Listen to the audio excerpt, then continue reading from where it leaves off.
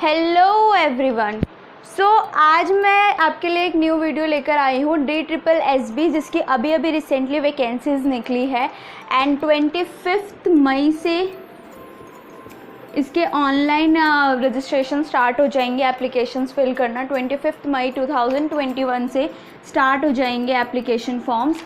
ये opportunity NTT, PRT and TGT teachers के लिए ये अपॉर्चुनिटी काफ़ी अच्छी अपॉर्चुनिटी है, बिकॉज ऑलमोस्ट 6000 प्लस वैकेंसीज निकली हुई हैं इन टीचर्स के लिए। तो काफ़ी अच्छी अपॉर्चुनिटी है। गवर्नमेंट की काफ़ी टाइम बाद टीचर्स के लिए वैकेंसीज निकली हैं। सो आप ट्राई करो कि आप इसे क्लियर कर पाओ इस एग्ज़ाम को, क्योंकि ये थोड़ा सा टफ एग्ज़ाम है, बट आप कर सकते हो अगर आपकी अच्छे से प्रिपरेशन हो तो।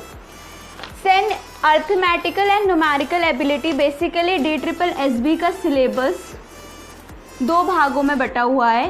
First is section A and second is section B। Section A में आपके कुछ कॉमन 5 टॉपिक्स हैं। मैं आपको डिस्क्रिप्शन बॉक्स में DSSB के पूरी वैकेंसीज़ का PDF डाल दिया, आप वहाँ से लिंक डाउनलोड कर सकते हैं उस लिंक से। एंड कॉमन 5 टॉपिक्स है, जिसमें से 1 टॉपिक है आपका अर्थमेटिकल एंड न्यूमेरिकल एबिलिटी, जिसका सिलेबस मैं आपके साथ आज डिस्कस करूँगी। नेक्स्ट है आपका सेक्शन B। सेक्शन B में जो भी आपने अपने B.Ed या DLED या NTT कोर्स, जो कोर्स आपने किया हुआ टीचिंग का, उसका पूरा सिलेबस आपका सेक्शन B में आता है, प्लस CTET का पूरा सिलेबस आता है। सो हम इसका डिस्कस कर लेते हैं। DSSB में अर्थमेटिकल एंड न्यूमेरिकल एबिलिटी के क्वेश्चंस कि क्या सिलेबस रहेगा, इसकी जो एवरेज वेटेज है, जो पूरे के पूरे टोटल मार्क्स कितने की आएगी, टोटल मार्क्स ये 20 मार्क्स की आएगी। एंड आप ये लगा के चलो कि आपको इसमें मैक्सिमम 18 तो लाना ही है, मिनिमम 15। मैक्सिमम आपको 18 तो लाना है, क्योंकि DSSB में नेगेटिव मार्किंग भी है। तो आप ये ट्राई करो कि आप एटलीस्ट 18 तो ला ही सको। तो इसका सिलेबस डिस्कस कर लेते हैं। सो फर्स्ट इसके अंदर आता है नंबर सिस्टम। बेसिकली आप ये मान के चल सकते हो कि यहाँ पे आपको 1st to 10th तक का सिलेबस आपको इस पूरे इसे मैथमेटिकल में करवाया जाएगा। ये बेसिकली एक तरीके से मैथ्स ही है। आपको 1 से लेके 10th तक की जितनी मैथ्स है NCERT, वो सारी है बेसिकली। फर्स्ट आ गया आपका नंबर सिस्टम। सिलेबस में आपका है simplification, third is decimals, fourth is data interpretation,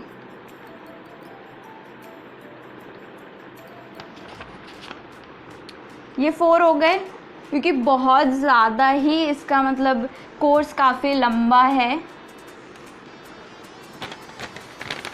fractions, LCM and HCF, ratio and proportion, percentage, ये सारा बेसिकली 8th का ही सिलेबस है। एवरेज, आप 8th की NCERT बुक उठा के देखोगे, आपको ये पूरे के पूरे सब कुछ मिल जाएगा। प्रॉफिट एंड लॉस, ये भी 8th का ही सिलेबस है। डिस्काउंट, ये 9th लेवल का है। Simple and compound interest, simple and compound interest, mensuration, time and work, time and work and time and distance. इसमें आपको ट्रिक्स लगती हैं, क्योंकि इसके क्वेश्चंस काफ़ी बड़े बड़े होते हैं। तो इसमें आपके ट्रिक्स, जो आप ट्रिक यूज़ करोगे उसके बेसिस पे आपके ये क्वेश्चन बहुत इजीली विदिन सेकेंड्स में सॉल्व हो सकते हैं। नेक्स्ट आता है टेबल्स एंड डायग्राम्स। डायग्राम्स या हम कह सकते हैं ग्राफ्स, और इसके बाद भी ETC एटसेट्रा, यानी इतना कोर्स होने के बाद भी आपको इसके अलावा भी अगर कुछ NCERT में मिलता है या कहीं कुछ बाहर से भी आ सकता है। सो बेसिकली आपका ये पूरा DSSB सेक्शन ए में अर्थमेटिक एंड न्यूमेरिकल एबिलिटी का ये पूरा टॉपिक है जो आपको प्रिपरेशन करनी है, और 25 से इसके रजिस्ट्रेशन स्टार्ट हो जाएंगे इस एग्ज़ाम के।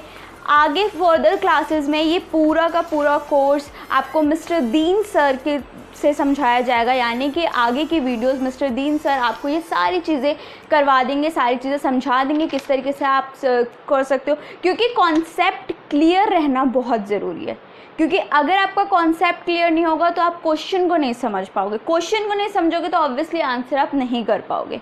सो इसके आगे के नेक्स्ट वीडियोस में ये जितने भी टॉपिक्स मैंने आपको लिखवाए हैं वो सारे आपको मिस्टर दीन सर करवाएंगे। Thank you so much, all the best for your exams.